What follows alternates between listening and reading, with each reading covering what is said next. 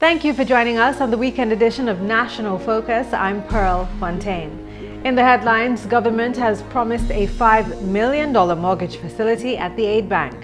The Grotto Home for the Homeless solicits support to house its residents, and the People's Republic of China presents 90 motorcycles to the Commonwealth of Dominica Police Force. Stay with us for details of these stories and others right after the break. If you can believe this,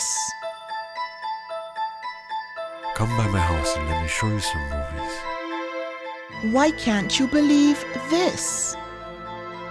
Some mothers don't believe their own children when they say they've been sexually abused, and they don't report it. Remember, if anyone asks to see or touch their private parts, touches them inappropriately, shows them or forces them to touch one's private parts, has sex with them, shows them pornographic material, or deliberately lets them hear or see the act of sex, then it is sexual abuse. Believe your child and report the sexual abuse. For more information about child abuse, contact these agencies. This message brought to you by UNICEF and this station. Welcome back. The government of the People's Republic of China on Thursday presented 90 motorcycles to the Commonwealth of Dominica's police force. An agreement to receive the motorcycles and other accessories was handed over by Chinese Ambassador, His Excellency Wang Zonglai, to the Minister of State in the Ministry of Foreign Affairs, Honorable Alvin Bernard. The official handing over ceremony took place at the Police Training School in Montbreuse. In receiving the gift, Honorable Bernard expressed gratitude to the government of the People's Republic of China for what he calls an outstanding manifestation of the cooperation that exists between the two countries. He remarked that law enforcement in the reduction of crime is a major priority for the government of Dominica.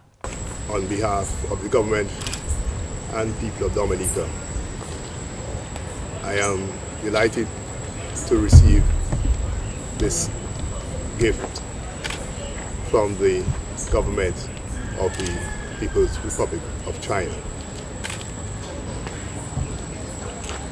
This gesture is an outstanding manifestation of the cooperation between the government of Dominica and the People's Republic of China, as well as the support of the government of Dominica for the One China policy.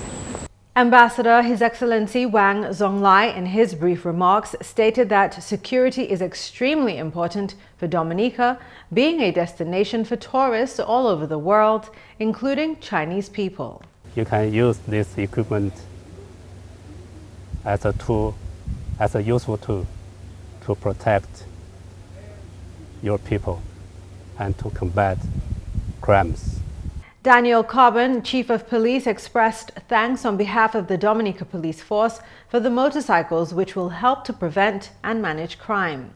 He spoke of his intentions for the deployment of the patrol bikes. I have had concerns, and people of Dominica have concerns over the number of traffic accidents that have been happening under the cliff, in the area also of Goodwill Road by Egbert Charles and Public Works, as far down south as Coco, because Dominica has experienced tremendous improvement in our road network. And so the cycles must be used primarily to do a lot of patrols. Keep motorists in check and assist in whatever way they can assist. And so I will deploy to the traffic department, I will deploy to all district police stations, especially Portsmouth, as quickly as I can, and then we will deploy in stages. We must also keep some cycles in stock, because we cannot deploy all what we have and then tomorrow we have none. In more news, the Labour Party government has pledged an additional $5 million for the benefit of homeowners and potential homeowners through the Aid Bank. Representing Honourable Roosevelt Skerritt, Finance Minister, to whom the Aid Bank reports, Honourable Ambrose George made the announcement on Wednesday at the bank's 21st annual general meeting. Honourable George revealed the news following the bank's report of $1.3 million in profits for the financial year ending June 2013. It is the success of the Aid Bank in implementing its programs that has persuaded government to make available another $5 million to the bank on lending for special mortgages. The reputation of the government in delivering on its promises is well known. Like all others before it, this promise will be fulfilled. This new fund is in addition to an existing $10 million line of credit for low-income housing made available by the Roosevelt Skerrit government through the Aid Bank. In more news, experts are saying that the citrus certification program designed to rehabilitate the citrus industry, which was affected by the citrus tristeza virus and the citrus greening disease, is close to self-sufficiency. The citrus certification program serves to provide growers with disease-free material for citrus farming, which were regularly imported. According to a press release from the Division of Agriculture, 4 years after experimental crops of Cleopatra mandarins, Rang Pearl limes, Volcoma lemons, and C35 citronges were planted, fruits and seeds of these varieties can now be produced. The Division of Agriculture is also reporting that 4 other varieties of citrus crops have begun flowering. That means that within 2 years, importation of citrus planting material will be unnecessary, since the citrus certification program would be able to sustain itself and distribute to farmers island-wide. Over $5 million have been invested in the citrus industry by government since the effects of citrus tristeza virus and the citrus greening disease in 2000 and 2012, respectively. In more news, since work began on the new Grotto residence, 75% of Phase 1 has been completed. However, much more work is left to be done. The new complex in Bellevue Royal has been under construction since January 2012, but at this point, the safety of the 42 residents currently housed at the old Dominica Club building has become a concern. This, says Tina Alexander, Secretary of the Grotto. The building where the people are staying as a temporary facility is disintegrating around our ears. In fact, we're having to get some help from disaster management to cover the roof with a tarpaulin because the roof has so many holes in it. And because the building is derelict, it's not worth repairing, so we're trying to channel all the resources towards a new building. Tina says the problem with completing the new facility lies in the notion that the care of society's less fortunate should be left to the government. The Grotto is run by a non-profit organization and is subsidized by the generosity of donors. Tina told GIS News that while government is responding sympathetically and without delay, the bulk of the need must come from the conscionable public. The question is, why should you care about the least fortunate in society? Okay, frankly, some of the people in the Grotto have served their country faithfully and have fallen on hard times. Other people are maybe disabled children whose parents have died. They're now adults. That could have happened to any family. You judge a society by the way it treats the least fortunate. And we want to be proud of Dominica and the way that we care about people who very often are in trouble through no fault of their own. Most of the people in the Grotto have more than just a homeless problem. Most of them have a physical disability or a mental challenge, and they deserve our care and our concern. According to a release from the Grotto's Board of Directors, contributions of any kind are welcome. This is to construct a temporary kitchen, laundry and dining area for 48 people. This is not Phase 2, which involves the permanent facilities, which would also serve as a hurricane shelter. $800,000 of work has been completed so far, including donations of materials and service by the Baptist Builders Group. Well, the Baptist Builders have been coming to Dominica for many years through the Deliverance Baptist Church, and essentially they're friends of Dominica and friends of Pastor Dave Serrant, who I think he gets visits from Baptist builders from all over the US now, certainly from Virginia and Tennessee. And one particular gentleman, Nathan Goff, has been really helpful to us, actually collecting materials in the States and sending them down, and also helping us by paying for the labour for the roofs. Both roofs that we have up now are there because of the Baptist builders. Commitments have already been made by members of the public, which makes the board somewhat optimistic about moving the residents to safety. The Dominican public are also responding, and we appeal to them, anybody, any tradesman, any hardware merchant, in fact anybody who'd like to sponsor a block, I would like to hear from them. We still have work to do. We have the electrics to do and the plumbing to do. We have the tiling to do and the painting and the temporary dining room and kitchen. So we have quite a lot of work to do. But we've started and people are beginning to respond. Mr. Raffle has been very helpful to us. And we've had some generous discounts from Mr. E.H. Charles. But I'm still waiting for the bulk of Dominicans to respond and help us. Dominicans at home and abroad, skilled persons, interested and willing persons are being solicited to come through for the Grotto Home for the Homeless. Whatever you can do, please help the Grotto. Whether it's 10 blocks or a whole bathroom, we need help. And we can't do it on our own. We guarantee to be very transparent about how we use the funds. We have accounts available for people to inspect. We're doing our best to use funds efficiently and work with people giving us donations of materials and of labour. Maybe there's even a building team out there who could give us a week. We'd really appreciate it. I have a job for you this week. We need to do the ramps and the access this week. Please, anybody who wants to get involved, call me. If anybody's got any blocks at their home that was left over, I would like them, please. We need blocks, we need cement, we need paint, we need tiles. We don't mind if we don't have enough tiles to do all the grotto. Frankly, I don't mind if all the bathrooms are in different tiles, it's all right. But whatever people have, we would like to welcome those donations. And people can contact me with donations of labour or of materials, and we'll be delighted. And sponsorship from overseas too. Maybe somebody might like to sponsor a bathroom. I'll gladly put a sign up to say who gave it to us. We'll be pleased. At this point, approximately $400,000 of material and services is needed. 17-year-old Denzi James, an agriculture student of the Dominica State College, is the first recipient of the Robert Alford Henry Scholarship. The award, valued at $16,700, covers tuition books, a laptop, transportation, and academic costs. Denzi was selected from a total of 6 applicants based primarily on his commitment to agriculture, academic performance, and personal profile.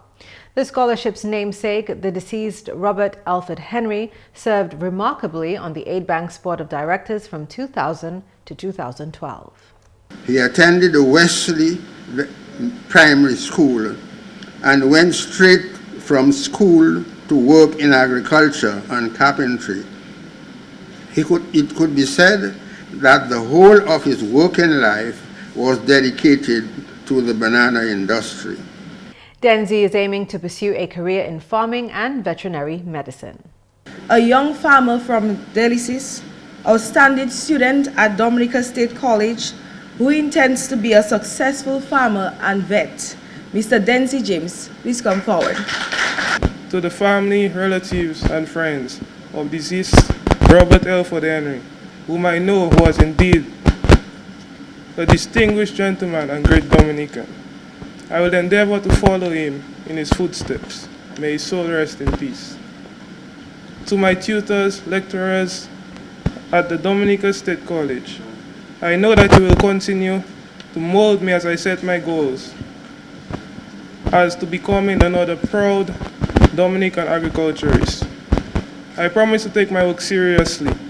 I will do my best to make you proud and look forward to the day when all of you will visit me at my modeled farm in the village of Dalis. Granddaughter of the scholarship's namesake expressed her family's thanks to the Aid Bank. Her mother, Helen Ferdinand, accepted a plaque on behalf of Mrs. Alford Henry.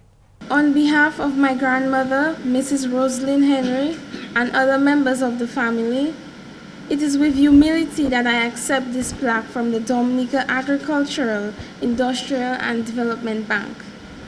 It serves as a token of appreciation and recognition for the contribution made by my grandfather, Robert Alford Henry. We realize that his contribution as a member on the board of directors of the Aid Bank has not gone unnoticed. As a family, we express our profound gratitude for the plaque presented in his honor. Additionally, we wish to acknowledge and place on record how pleased we are with your decision to award an agricultural student of the Dominica State College the Robert Alford Henry Scholarship for Agriculture. The 8th annual Dame Eugenia Charles Memorial Lecture was held at the Fort Young Hotel on Thursday, November 28. The lecture, which was conducted by St. Lucian Cynthia Burrow-Giles, lecturer in political science at the University of the West Indies Cave Hill campus, was a collaborative effort between the University of the West Indies and the Fort Young Hotel. The topic of this year's lecture was Men in Skirts, Gendering Democracy and Shaping the Nation, the Unfinished Democratic Agenda. Dr. Francis Severa, Director of Open Campus Country Sites, welcomed the audience. He stated that GIS Dominica Open Campus continues to fulfill one of its mandates, which is to mount public lectures. He spoke proudly of the success of the Dame Eugenia Charles Memorial Lecture after 8 years. The Dominica site and its staff must feel a profound sense of pride for maintaining this high level of public discourse via the Dame Eugenia Public Lecture Series, which was inaugurated on Friday, December 1st, 2006. I am confident that the 10th edition in the series will be accompanied by some extra features, perhaps a publication. The site has maintained a solid tradition of inviting distinguished academics and practitioners who are excellent at their research and experienced in their practice. Lecturer Cynthia Burrow-Giles, in her discourse, gave an overview of the tradition of the meaning of democracy in the Caribbean Commonwealth states. According to Burrow-Giles, whereas democracy originally meant the freedom to vote and the diversity of ideas, currently there is a need to embrace change and see democracy encompassing issues of gender equality, accountability in public office, and political presence. She, however, commended the work of the Caribbean Commonwealth in successfully embracing and maintaining a democracy over the last few decades. Unquestionably, therefore, I'm arguing that Commonwealth Caribbean countries have succeeded in consolidating the character of our democracy, and quite frankly, our success perplexes many a non-Caribbean political scientist and social commentator, because really, as far as they're concerned, we ought to have failed. All that is generally said of our democracy is that, and I quote, "the success of our political system is nothing short of remarkable." The lecturer spoke of the marginalization of women in the political landscape of the Caribbean. Her recommendation is that more women be involved, as they may better be able to bring a more balanced solution to the political landscape of the Caribbean. She says the excuse that makes lack of education a deterrent in the involvement of women can no longer stand, as in the last 3 decades, more and more women have become qualified. Burrow-Giles attributed to the decline of women in Parliament to 3 main factors. Women would need to stand for election, be nominated by the party, and be elected by voters. A selection process which globally discriminates against women, she says. Burrow-Giles believes that women, not women acting as men, can bring a major change to the political landscape of the Caribbean and give voices to issues that are of concern to the people of the region. However, she is mindful that the inclusion of women does not guarantee that outcome. She concluded her lecture with words of praise spoken by former Prime Minister of St. Lucia, John Compton, about Dame Eugenia Charles. You can be in a room. There is a lot of crosstalk. Eugenia takes the floor and there is silence. She has accumulated the respect. It was not a woman that was there. It was a person with a strong personality. She transcended womanhood. She was an intellect in woman's clothes. What the hell does that mean? She was an intellect in women's clothes. She was more than being a woman. here is a woman just behaving in this extraordinary manner. So it was not only her intellectual capacity, which you would normally expect in a man. What does that mean? Coming from a woman, you would not expect that kind of thing. I thank you.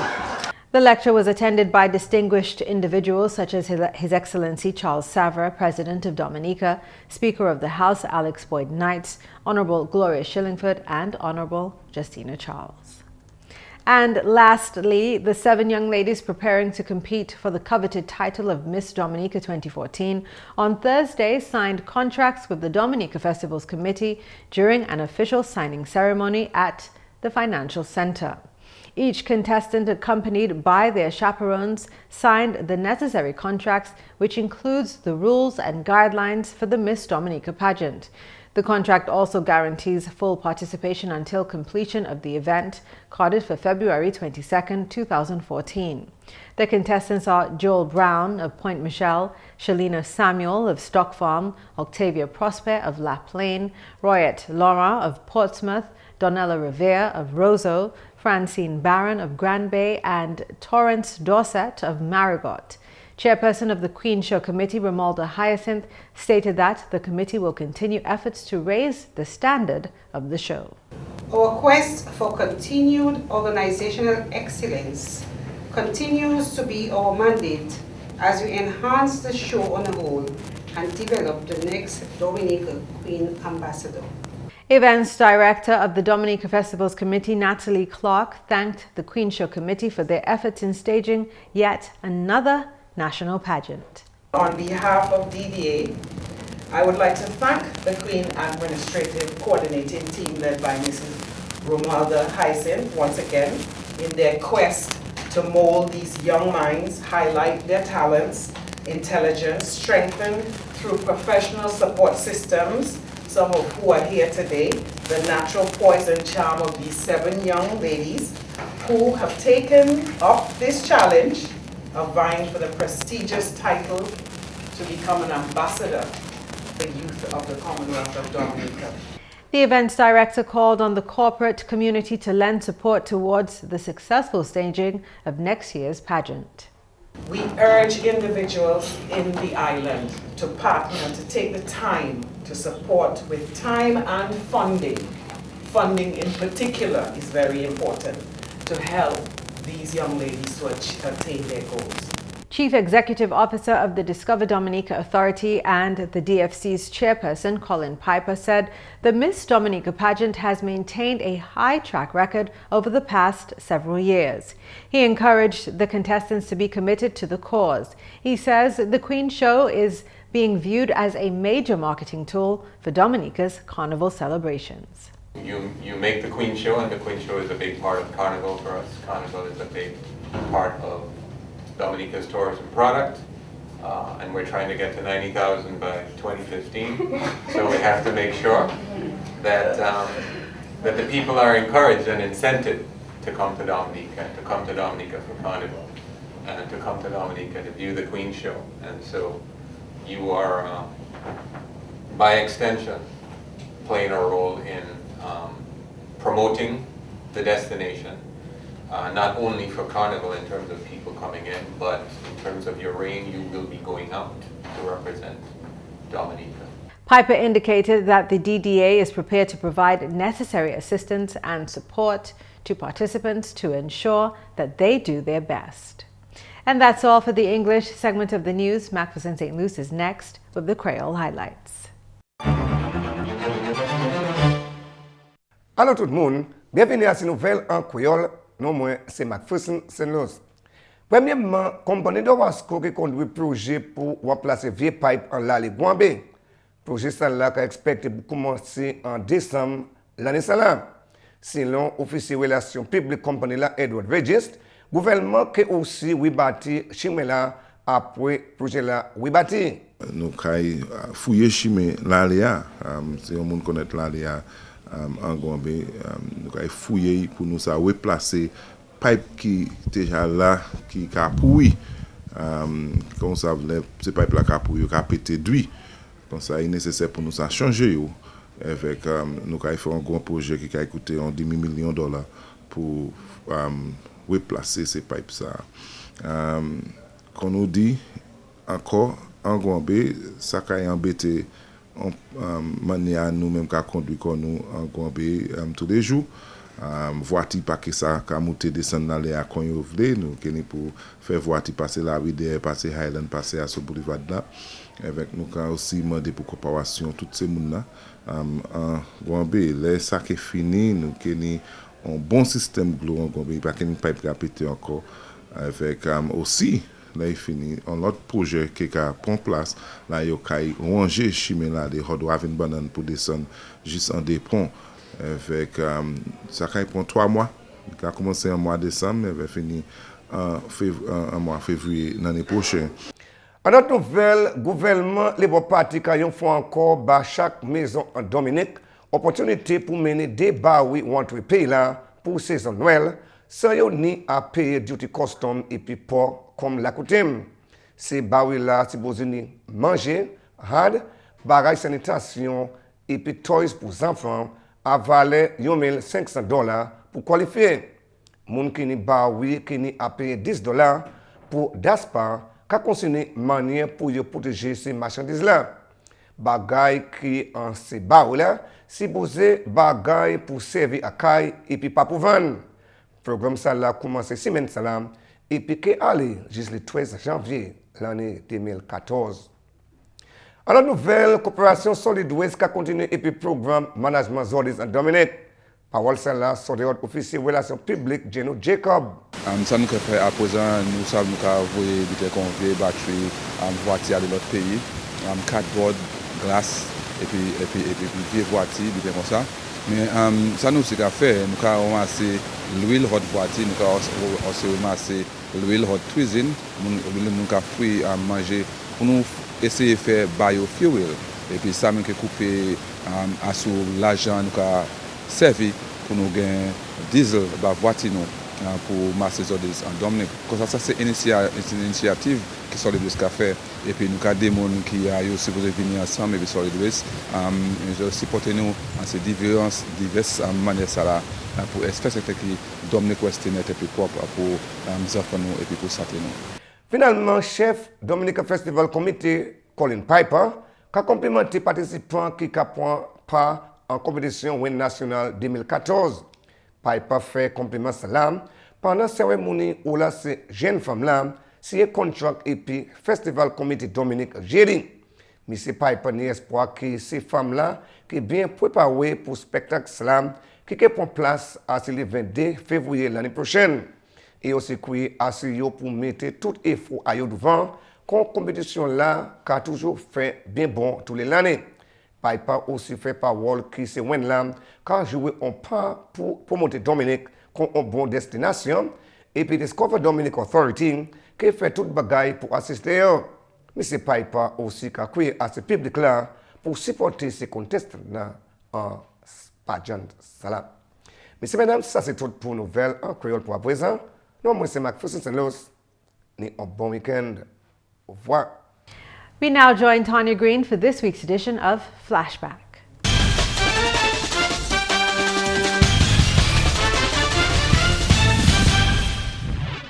Thank you, Pearl. Time now for the major stories which made the news this week.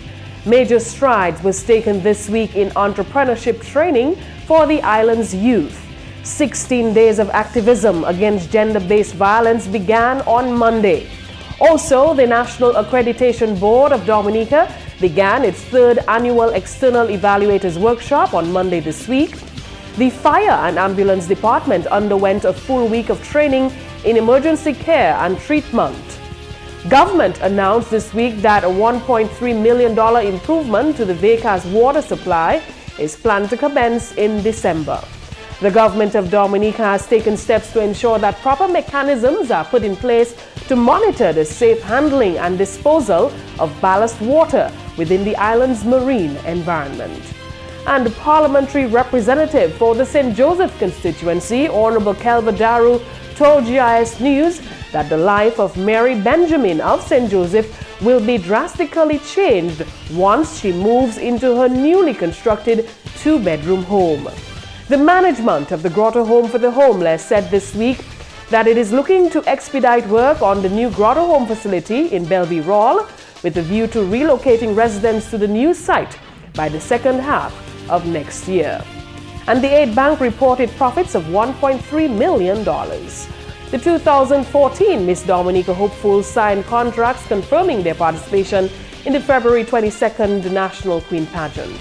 And activities marking World Diabetes Month in Dominica will culminate on Saturday, November 30th, 2013. These were the major stories which made the headlines this week. It's now back to you, Pearl. Thank you, Tanya. Coming up next, the tip of the day.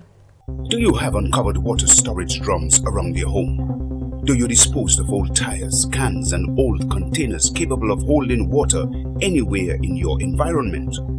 Are you being bitten by mosquitoes, particularly at dusk and early morning? Do you keep houseplants in water? Do you spend your hard-earned cash to control mosquitoes? Has your community experienced dengue fever outbreaks?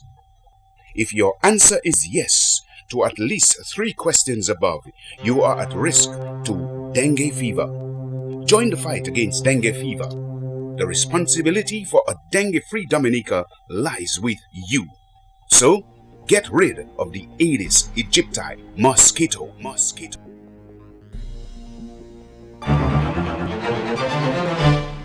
Studies have shown that it takes twice as long for people to heal if they're chronically stressed compared to those who are more relaxed. For that reason and more, the willingness to rest is one of the cornerstones of good health, and chances are you may not be getting enough sleep. A break doesn't have to be long. 2 or 3 minutes of sustained mental quiet after an hour of work can do wonders. Just take a few minutes, no matter where you are, to just close your eyes. And that's all for this edition of National Focus. We always welcome your suggestions and comments. Drop us an email at gis@dominica.gov.dm, or you can visit our website at news.gov.dm. On behalf of the entire news production team, I'm Pearl Fontaine. Thank you for watching and do have a great weekend.